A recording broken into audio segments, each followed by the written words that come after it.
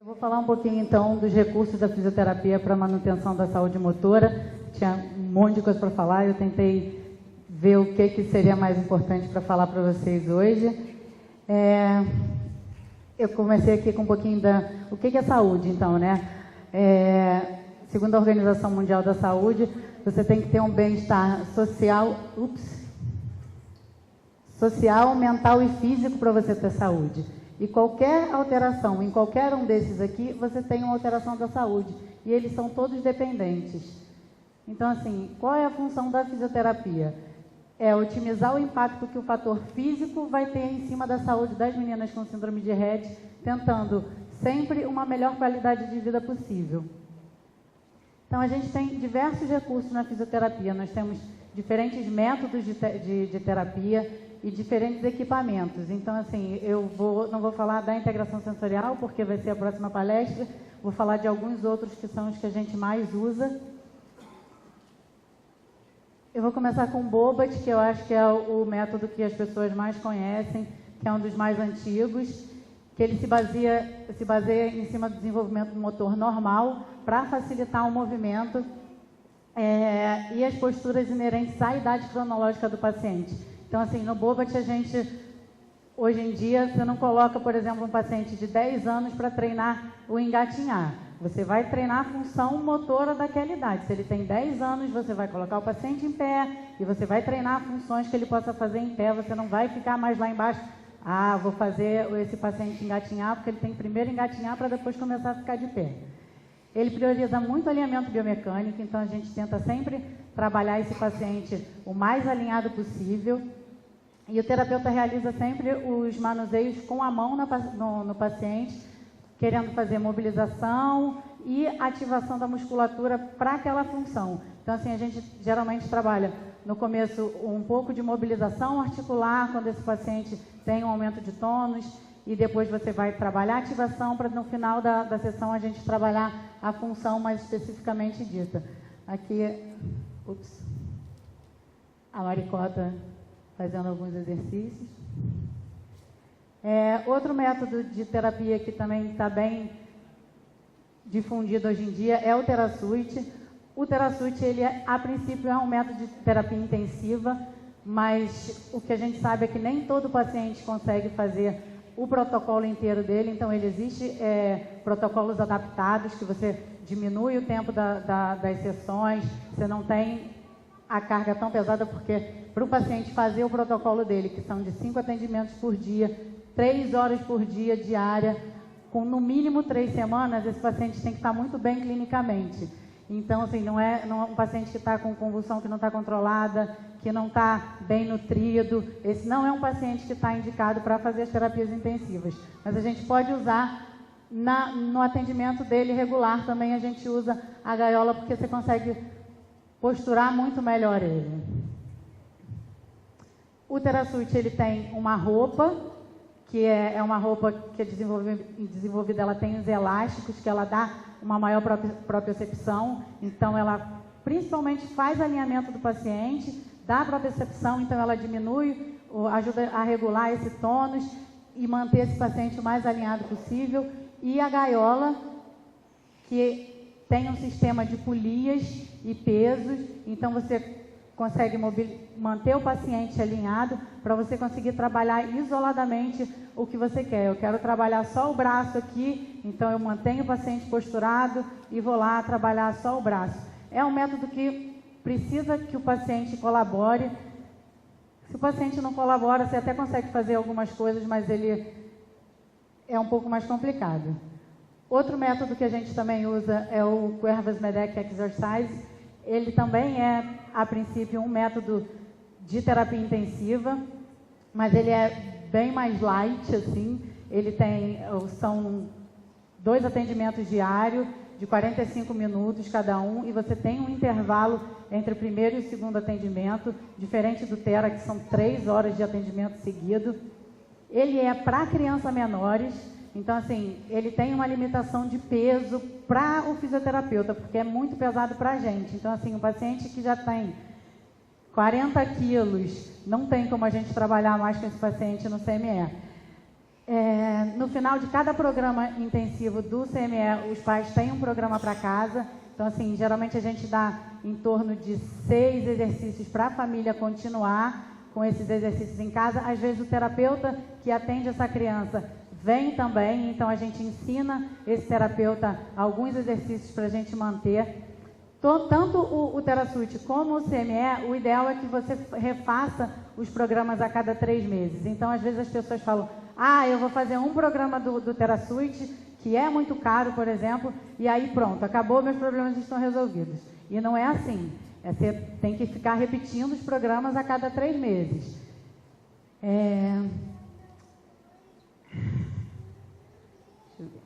A cooperação e a motivação no CME não são tão importantes como é no TeraSuite. Ele trabalha muito com a coisa automática, assim, você coloca o paciente numa posição e ele automaticamente vai querer sair dali porque é uma posição incômoda em alguns exercícios. Uma das coisas que eu mais gosto no CME é a questão do material. O material é extremamente barato. Para quem não tem muito recurso, você com um kit do CME, que é um kit de caixas e que se encaixam uma na outra, você consegue fazer diversos exercícios. Então, assim, se você tem, por exemplo, uma instituição que tem pouco recurso, e você tem um kit desse que custa R$500, você consegue atender muitos pacientes e fazer uma infinidade de exercícios.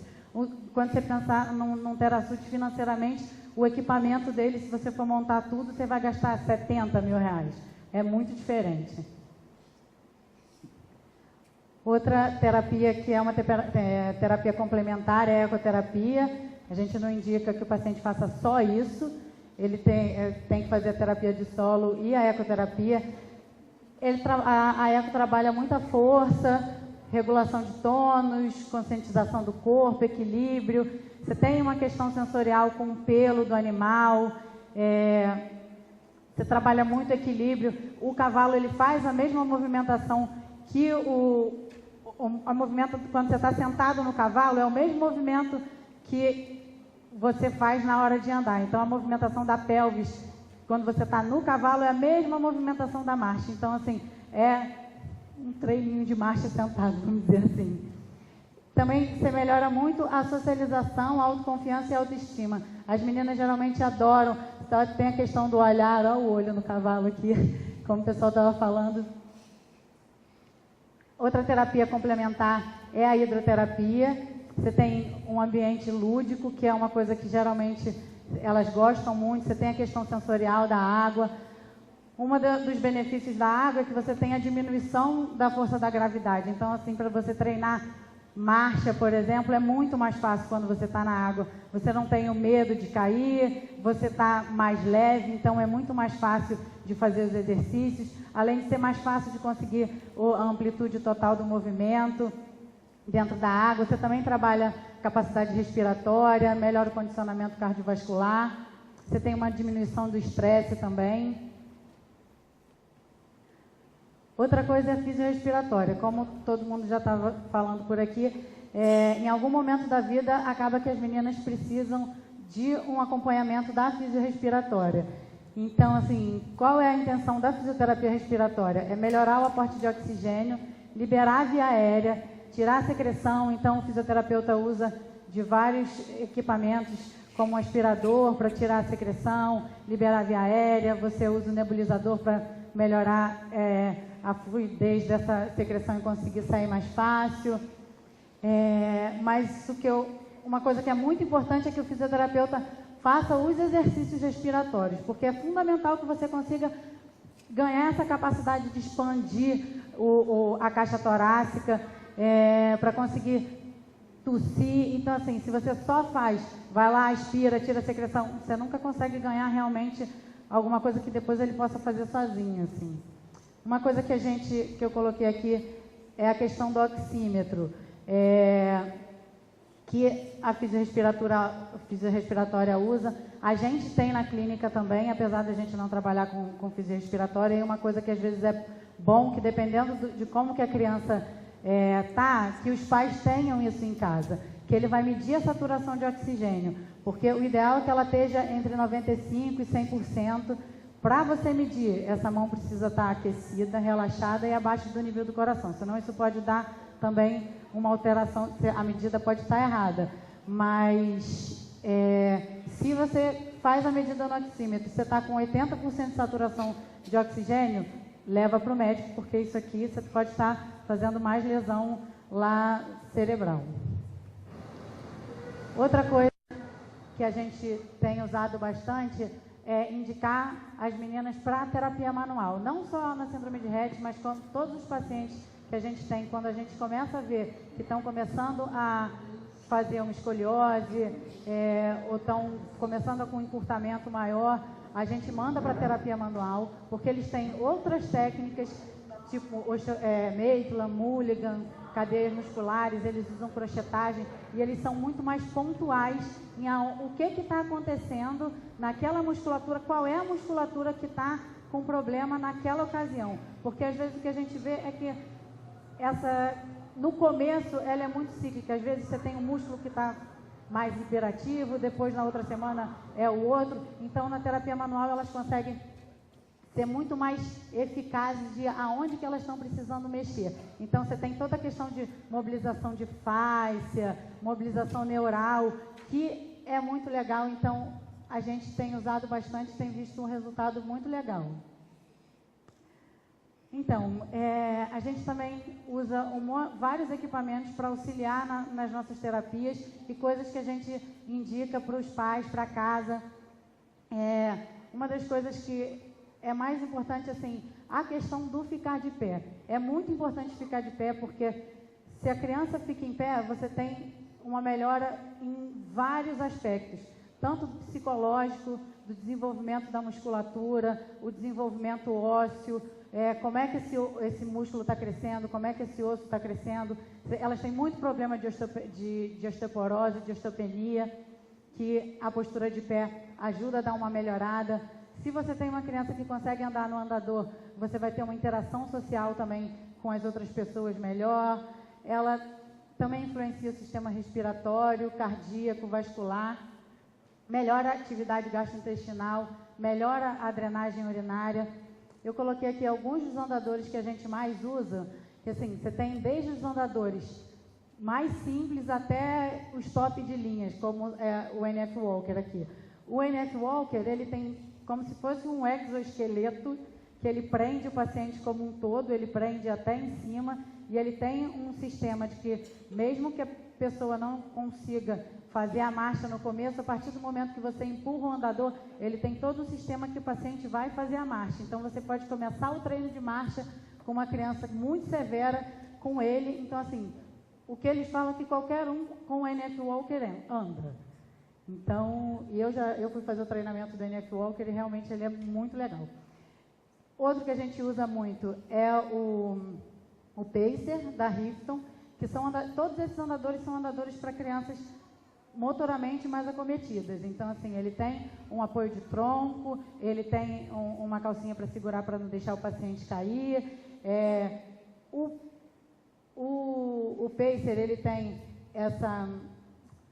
esse suporte de mão aqui que você consegue prender. Então, mesmo que as meninas tenham estereotipia, elas não vão soltar aquilo ali, porque ele já tem o suporte na mão que é preso. E esse aqui é o Mustang, que a gente também usa bastante, que ele é bem parecido com o Pacer, mas o suporte da mão dele, por exemplo, aqui é solto. Outra coisa que também é uma opção para fazer a marcha é o UPS. Ele foi desenvolvido por uma família de uma criança que não tinha marcha, e é um equipamento que você coloca o colete na criança, você prende esse colete no adulto, e aí ele tem um sapato, que é um sapato duplo, você coloca o seu pé, o pé da criança, e aí você vai andar junto com a criança. E é muito legal porque às vezes quando você coloca a criança no andador, ela não quer sair do lugar. Mas com o UPS não tem como, você vai estar andando com ele, então ele vai estar fazendo essa ativação muscular, independente dele querer ou não, mas no geral eles gostam. Outro equipamento que é para manter a postura de pé são os estabilizadores. Entre a postura estática e a postura dinâmica é muito mais importante. Você tem muito mais contração muscular, você consegue fazer muito mais, moldar mais as articulações, porque, por exemplo, a cabeça o acetábulo, quando a gente nasce, que é onde a cabeça do fêmur se insere, ele é muito raso. Ele só vai afundando conforme você coloca a carga e você vai fazendo o movimento. Então, mesmo que você, por exemplo, no estabilizador, você só coloque carga, isso é muito pouco. O ideal é que você coloque carga e faça o movimento da marcha, para você ir afundando. Se você tem isso muito raso, o que acontece? Esse quadril fica muito fácil de luxar. E se você tem uma espasticidade na musculatura adutora, então, aí é que isso sai muito fácil mesmo. Outra coisa que as crianças amam é o triciclo, que ele também trabalha muito fortalecimento muscular de membro inferior. Você tem esse padrão recíproco de marcha, porque o movimento que ele faz é exatamente o mesmo da marcha. Você tem muita questão de estímulo visual, socialização. Todas as crianças, quando saem, a gente leva muitas crianças na rua para passear de triciclo. E aí vai na praia, entra nas lojas para passear com o triciclo, porque às vezes ele cansa menos do que um andador, então dependendo do condicionamento que a criança tem, às vezes ela não consegue andar 200 metros com o andador, mas consegue andar 200 metros com um triciclo. Então, assim, é uma coisa que a gente geralmente tem adesão total dos pacientes, porque eles adoram. Outra coisa que a gente usa bastante é a plataforma vibratório Galileu. Todo mundo está falando da questão da densidade óssea. Ela foi desenvolvida na Alemanha para reabilitação e ela foi especificamente feita para melhorar a densidade óssea. Então, assim, o que ela faz?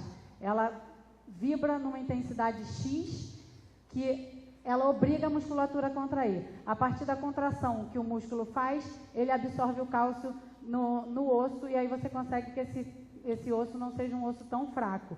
Porque, assim, para você ter uma absorção de cálcio no osso, você precisa de contração muscular.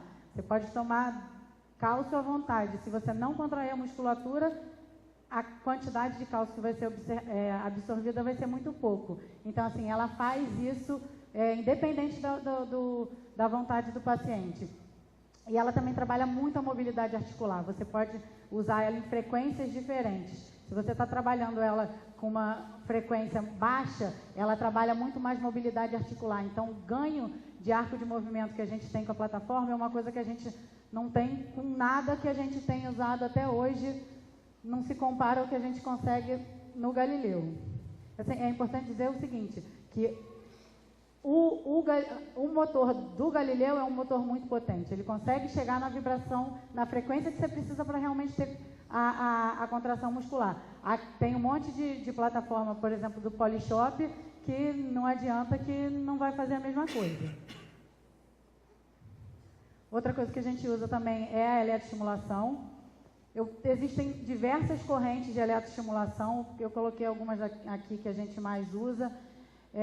Que é o FEIS, que ele é para aumento de força muscular, propriocepção, ele melhora a questão sensorial também naquela musculatura. Então, às vezes, o problema não é nem que o paciente não consiga ativar aquilo ali, ele não sabe nem o que ele precisa contrair naquela função. Então, assim, às vezes só o estímulo sensorial da eletroestimulação você já consegue melhorar muito aquela postura.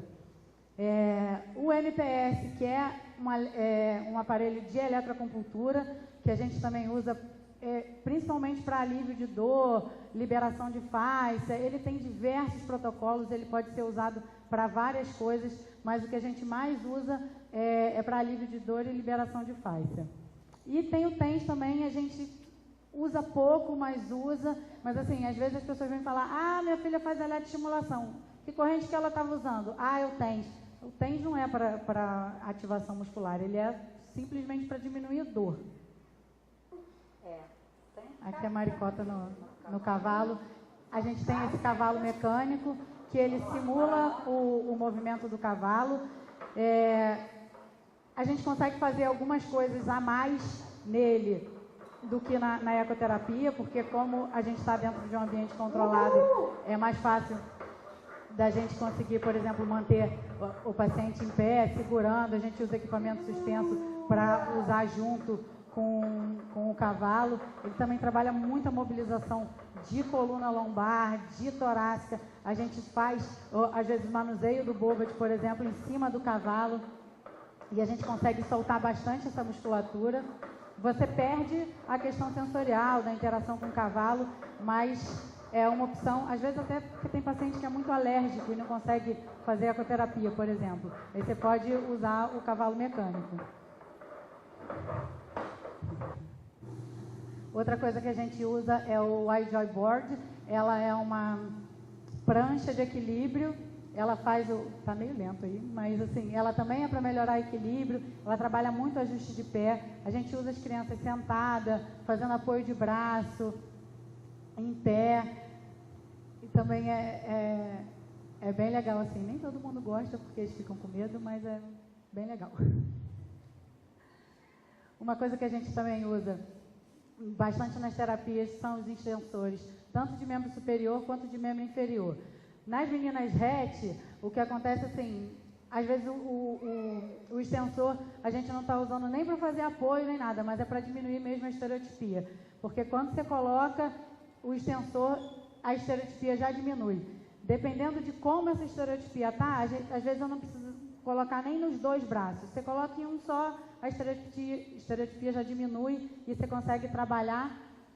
Aqui, esse extensorzinho que ela tá, não era nem um extensor fixo, por exemplo, era um extensorzinho de neoprene, e quando ela era menorzinha, que não tinha tanta estereotipia assim, só com esse extensor de neoprene, isso já conseguia segurar a estereotipia. E a gente também pode usar aqui, ó, para poder ficar de pé, para manter a postura, porque a gente sabe que esses equipamentos, um estabilizador, um andador, custa muito dinheiro. Então, assim, o extensor, por exemplo, é uma opção para você manter o paciente de pé, que tem um custo razoável, assim. Outra coisa que a gente usa são as órteses de membro inferior. Eu coloquei aqui as que a gente mais usa. A função delas é de manter a estrutura do pé íntegra. Elas auxiliam no alinhamento biomecânico, elas, no geral, melhoram a marcha do paciente. O SMO, que é essa pequenininha, ela é indicada para paciente que não tem tanta deformidade de pé, que não prona tanto o pé, um paciente que não faz tanto equino, que não faz ponta de pé, porque senão ela não segura. Tem as órteses genopodálicas, tanto as fixas, está vendo que não tem nenhuma articulação, quanto as articuladas. Lá no consultório, a gente só indica órtese fixa para paciente que não faz nenhum tipo de marcha. Se o paciente anda de qualquer forma, de andador, de ups, de qualquer forma, a gente usa sempre as órteses articuladas, porque a gente acaba vendo que as fixas atrapalham muito na hora da marcha, porque o paciente acaba, na hora que a tíbia vai para frente, o que ele acaba fazendo é rodando a tíbia, e aí você começa a esgaçar todos os ligamentos do joelho. Então, assim, a gente só usa as articuladas para paciente que tem marcha. Essa aqui é uma órtese de alongamento. Elas são órteses que, a princípio, são órteses noturnas, que é para o paciente dormir com isso, para fazer o alongamento da musculatura à noite. Mas o que a gente vê é que os pacientes não aguentam dormir com ela. Então, assim, a gente usa por 2 horas durante o dia, já é o suficiente. O que a gente tem visto é que, geralmente, em 2 meses, usando a órtese todo dia por 2 horas, a gente já consegue voltar com a amplitude de movimento do pé para o normal. É claro que não são pés extremamente encurtados, você não está com um pé super equino, mas a partir do momento que a gente vê que está começando a fazer encurtamento, a gente começa a usar as órteses de alongamento e, no geral, em 2 meses a gente consegue que essa amplitude volte para o lugar sem usar botox, sem cirurgia, sem nada. É claro que tem casos e casos, mas, no geral, é isso que a gente tem visto. Outra órtese que a gente também usa bastante são os tutores, que são também órteses que pegam lá do pé até o tronco. ele também pode servir como um estabilizador, assim, porque você pode tanto fazer a marcha com esse paciente, como manter ele de pé parado. Os coletes. Então, a gente não usa de forma nenhuma os coletes rígidos, porque como o doutor estava falando antes, se você coloca um colete rígido numa criança, o que você vai fazer é perder completamente a força muscular e depois você nunca mais consegue tirar aquilo, porque cada vez que você tira, isso está pior. Então, assim, esses que a gente usa, eles são todos flexíveis, então você continua conseguindo fazer um movimento, só que você vai fazer um movimento mais alinhado. O espio, ele é de lycra com neoprene. Os coletes da Benic, eles são de neoprene com termoplast, então ele tem uma estrutura mais rígida atrás, dependendo de como que a escoliose está, ou como é que é o tronco do paciente, mas de qualquer forma ele continua te deixando fazer movimento. E os teratogs, que também eles são feitos de um tecido que tem uma borracha por dentro, e você usa esses vários straps que a gente chama para fazer o melhor alinhamento do paciente. Então, os straps você vai usar dependendo de como que o paciente está. No Rio, o que acontece é que a gente usa muito mais o espio do que o teratog. O teratog, ele alinha muito mais o paciente, mas para a gente é surreal porque ele é muito quente. E é muito difícil para os pais colocarem. Então, assim, o que a gente viu é que a adesão é muito maior quando a gente manda o espio para casa do que o teratog, porque isso aqui é só você prender atrás e pronto, qualquer um coloca. O teratog não. As faixas da Fabrifon também, que a gente usa para melhorar alinhamento biomecânico, a gente usa para diminuir a hiperextensão de joelho, para dar mais propriocepção de tronco, às vezes para diminuir, elas têm, às vezes o cotovelo que também faz hiperextensão, ele dobra ao contrário, então a gente traz ele para um alinhamento melhor. O kinésio também, que é de novo para melhorar o alinhamento biomecânico e para melhorar a ativação muscular. A gente pode usar em abdômen, na perna, na coluna. Você tem diversos usos, dependendo do que você está querendo com o seu paciente. Por exemplo, eu quero trabalhar, para a TO está trabalhando função de mão, e a mão do paciente está aqui. Se eu não vier para corrigir, de que me adianta eu trabalhar, pegar o negócio aqui? Você está dentro do padrão do paciente. Então você coloca, alinha, e aí você realmente vai trabalhar uma função melhor.